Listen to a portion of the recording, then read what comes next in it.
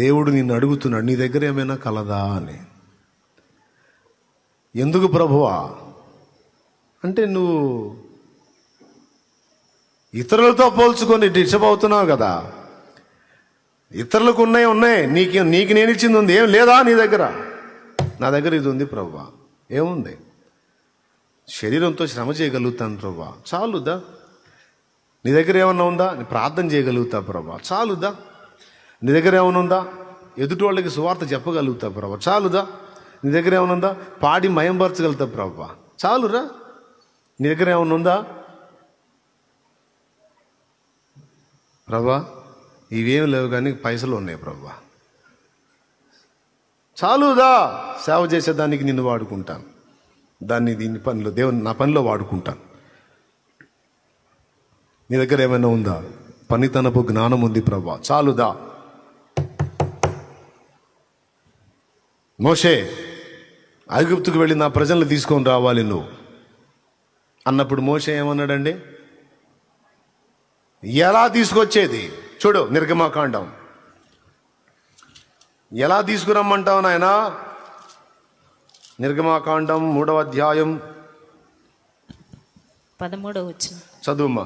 మోషే చిత్తగించుము, నేను ఇశ్రాయేలు యొద్దకు వెళ్ళి వారిని చూచి మీ పితరుల దేవుడు మీ యొద్దకు నన్ను పంపినని వారితో చెప్పగా, వారు ఆయన పేరేమి అని అడిగిన ఎడల వారితో నేనేమి చెప్పవన్నని దేవుని అడిగాను. 4వ అధ్యాయం తీసుకో, 4వ అధ్యాయం తీసుకో. 4వ అధ్యాయము 1వ వచనం నుంచి చదువు. అందుకు మోషే చిత్తగించుము, వారు నన్ను నమ్మరు, నా మాట వినరు, యెహోవా నీకు ప్రత్యక్షము కాలేదందురు అని ఉత్తరం ఇయ్యగా, యెహోవా నీ చేతిలోనిది ఏమిటి అని అతన్ని అడిగాను. అది బాయ్ మోషే, నీ చేతిలోనిది ఏంది అన్నాడు. దేవుడికి తెలియదేంది చెప్పండి? దేవుడికి తెలియదా? నీ చేతిలోనిది ఏమిటి అన్నాడు. మోషే ఏమన్నాడు? అందుకతడు కర్ర అనెను. అది అప్పుడు ఆయన నేలను దాన్ని పడవేయవన్నెను. అతడు దాన్ని నేల పడవేయగానే అది పామాయను. మోషే దాని నుండి పారిపోయెను. నీ చేతిలో ఏందన్నాడు దేవుడు? కర్ర అన్నాడు, పడే అన్నాడు, పడేశాడు. బస్సమని పామై లేచి జంప్ అక్కడి నుంచి. చదువు. అప్పుడు యెహోవా నీ చెయ్యి చాపి దాన్ని తోక పట్టుకోమనగా, అతడు తన చెయ్యి చాపి దాన్ని పట్టుకోగానే అది అతని చేతిలో కర్ర ఆయను. దేవునికి స్తోత్రం కలుగును గాక. నీ దగ్గర ఉన్నది ఒక సామాన్యమైన నిర్జీవమైన చేతి కర్రే అయినా అంతమందిని నడిపించడానికి ఈ ఒక చేతి కర్రనే రకరకాలుగా నేను వాడుకుంటాను అన్నాడు దేవుడు. స్తోత్రం చెప్పు గట్టిగా, హల్లెలూయా. నీకు నేను ఇచ్చినదేదో ఇచ్చాను, దానిని రకరకాలుగా వాడతాను నేను. నిజమే. ఆ చేతి కర్రను ఎన్ని రకాలుగా వాడాడు? ఫరో ముందు ఆ కర్రను విసిరినప్పుడు పామైంది.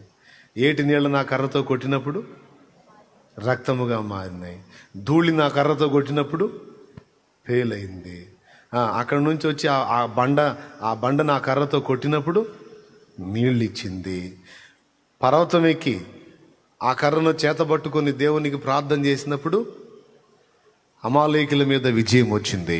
ఎర్ర సముద్రం దగ్గర ఆ చేతి కర్రను చూపి పాయలగునట్లు ఆజ్ఞాపించినప్పుడు సముద్రం పాయలైంది.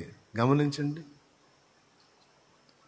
మోషే నీ చేతిలోనిది ఏమిటి అన్నాడా? లేకపోతే ఇదిగో ఇక్కడ నుంచి ఇన్ని ఆమడల దూరం పో, అక్కడ నుంచి మళ్ళీ ఇన్ని మైళ్ళ దూరం పో, అక్కడ ఒకటి ఉంటుంది, అది సాధించుకోనరా, దాన్ని బట్టి నీకు నేను చెప్తాను అన్నాడా? పాత సినిమాల్లో చెబుతారు అట్లా.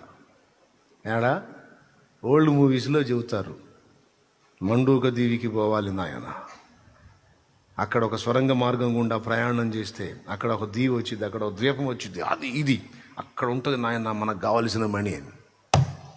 ఇప్పుడు వీరుడు పోయి సాధించుకు రావాలన్నమాట ఓల్డ్ మూవీస్లో. ఎక్కడ నువ్వు అక్కడ పోయి ఇదే, ఎక్కడ పోయి ఇదేగా, నీ దగ్గర ఏముందా అంట. చేతి కర్రయా, అదే తీసుకొని పో, నీకెందుకు తెస్తావు? ఏంది చేతి కర్రతోనా? ఐగుప్తయా నువ్వు బొమ్మ అంటుంది. ఇప్పుడు అమెరికా ఎంతో, అప్పుడు ఐగుప్తు అంతా అగ్రరాజ్యం. అగ్రరాజ్యానికి పొమ్మంటున్నావు, రాజుతో మాట్లాడమంటున్నావు, వాడి ముందు కార్యాలు చేయమంటున్నావు, గొర్రెలు కాసే కర్ర తీసుకొని పోమంటున్నావు. గొర్రెల కాపర్లు ఐగుప్తులకు హేయులు. నీ దగ్గర ఉన్నది అదేగా, ఇదే ప్రభు. అదా తప్పు. చేయాల్సిన కార్యాలన్నీ దాని నుంచి నేను చేపిస్తా పొమ్మన్నాడు. హల్లెలూయా.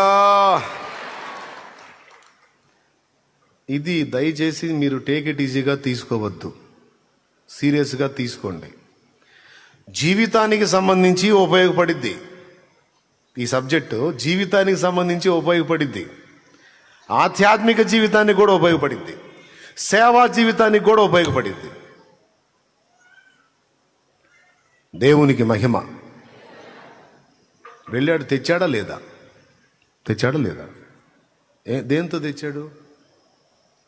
ఆ చేతికర్రతోనే. ఇన్ని కార్యాలు ఆ కర్రతోనే చేశాడు. దేవుడు దాన్నే రకరకాలుగా శక్తివంతంగా వాడుకున్నాడు. శాంసన్ ఏమిటి ప్రభా? తాళ్లతో బంధించారు, గుంపుగా వచ్చారు, నా స్వజనులే నన్ను బంధించి శత్రువులకు అప్పచెప్పారు. వచ్చారా? వచ్చారు, వేలాది మంది వచ్చారు ప్రభు. పరిశుద్ధాత్మ అభిషేకం వచ్చింది సంసోను మీదకి. వాళ్ళు కట్టిన మోకులన్నీ నిప్పు తగిలిన నూలు వలె పట్మని దిగిపోయినాయి. వాళ్ళేమనుకున్నారు?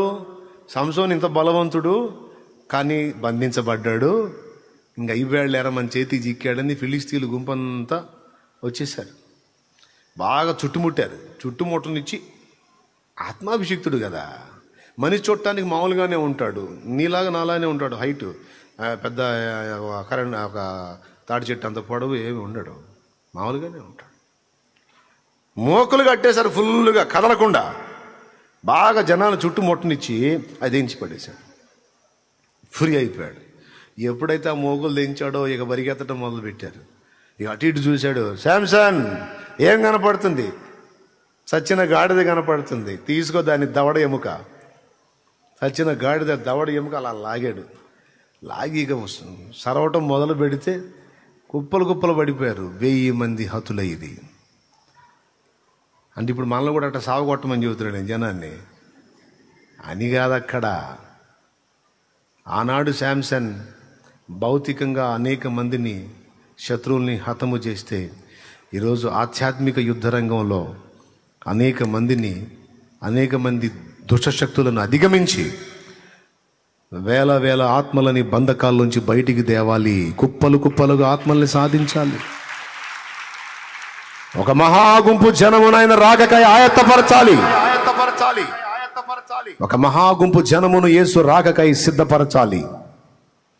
ఏముంది నీ దగ్గర? చచ్చిన గాడిద పచ్చి దవడ ఎముక తీసుకో, అదే ఆయుధం. చూసారా? ఒడిశేలలో రాయిని, ఒక చిన్న రాయిని వాడుకొని 40 రోజులు అదురుకొని చచ్చారు ఇశ్రాయేలీలు. చిన్న రాయిని ఉపయోగించి వాడిని పడగొట్టాడు. చూడండి, దేవుడు చేసిన శూరకార్యాలన్నీ చిన్న వాటినే వినియోగించి. ఒకటి. రెండవది, చేతి కర్రను వాడుకొని ఐగుప్తు రాజుని గడగడ వణికించి లక్షలాది మంది ఇశ్రాయేలు జనాంగాన్ని బయటికి తీసుకొచ్చాడు. 2.